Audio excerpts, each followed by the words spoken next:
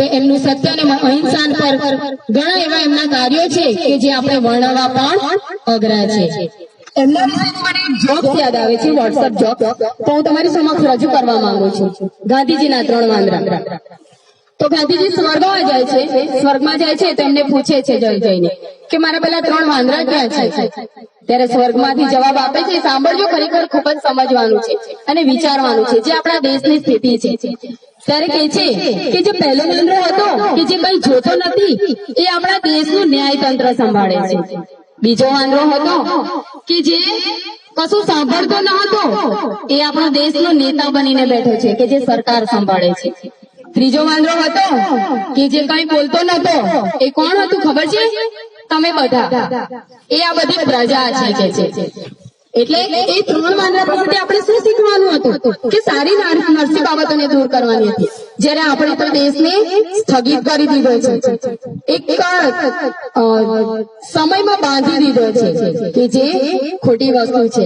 આપણે તેને આગળ વધારવાનું છે અને ગાંધીજીના વારસાને આગળ લઈ જવાનો છે। પછી બીજી વાત કરું તો ગાંધીજીના વિચારોને અનુસરવાની ને બિરદાવવાની વાત કરું તો એક પંક્તિ રજૂ કરું। अहिंसा का पुजारी सत्य की राह दिखाने वाला, अहिंसा का पुजारी सत्य की राह दिखाने वाला, ईमान का पाठ पढ़ा गया वो कोई नहीं, वो बापू लाठी वाला था। एक कविता रजू करूं। सीधा सादा वेश था ना कोई अभिमान था, सीधा सादा वेश था ना कोई अभिमान था, खादी की एक धोती पहने बापू की थी शान वो, महानायक हो आजादी का अटल अहिंसावादी था, गौरव से छुड़वाया भारत तन पे जिसकी खादी था, सत्य अहिंसा कारक वाला देश प्रेम की आंधी था, सत्य अहिंसा का था पुजारी कभी ना जिसने हिम्मत हारी, साथ ने हमें आजादी की जन जन है जिसका बलिहारी, जिसकी सोच ने कर दिया कमाल बदल दिया जिसने देश का हाल, जिसने पढ़ाया सत्य और अहिंसा का पाठ वो थे हमारे प्यारे महात्मा गांधी जी।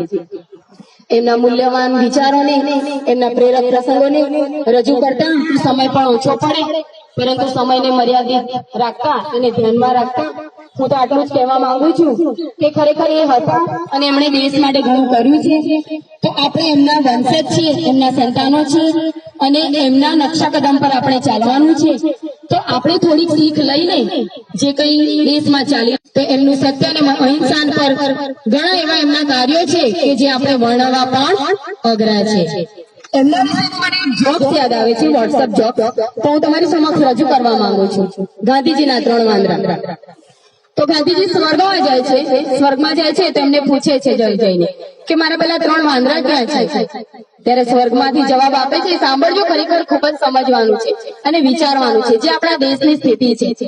ત્યારે કહે છે કે જે પહેલો વાંદરો હતો કે જે કઈ જોતો નથી એ આપણા દેશનું ન્યાયતંત્ર સંભાળે છે। બીજો વાંદરો હતો કે જે કશું સાંભળતો ન હતો એ આપણા દેશનો નેતા બનીને બેઠો છે કે જે સરકાર સંભાળે છે। ત્રીજો વાંદરો હતો કે જે કઈ બોલતો નતો એ કોણ હતું ખબર છે? તમે બધા, એ આ બધી પ્રજા છે કે છે। એટલે એ 3 વાંદરા પાસેથી આપણે શું શીખવાનું હતું કે સારી નરસી બાબતોને દૂર કરવાની હતી, જ્યારે આપણે તો દેશને સ્થગિત કરી દીધો છે, એક સમયમાં બાંધી દીધો છે કે જે ખોટી વસ્તુ છે। આપણે તેને આગળ વધારવાનું છે અને ગાંધીજીના વારસાને આગળ લઈ જવાનો છે। પછી બીજી વાત કરું તો ગાંધીજીના વિચારોને અનુસરવાની ને બિરદાવવાની વાત કરું તો એક પંક્તિ રજૂ કરું। अहिंसा का पुजारी सत्य की राह दिखाने वाला, अहिंसा का पुजारी सत्य की राह दिखाने वाला, ईमान का पाठ पढ़ा गया वो कोई नहीं, वो बापू लाठी वाला था। एक कविता रजू करूं। सीधा सादा वेश था ना कोई अभिमान था, सीधा सादा वेश था ना कोई अभिमान था, खादी की एक धोती पहने बापू की थी शान वो, महानायक हो आजादी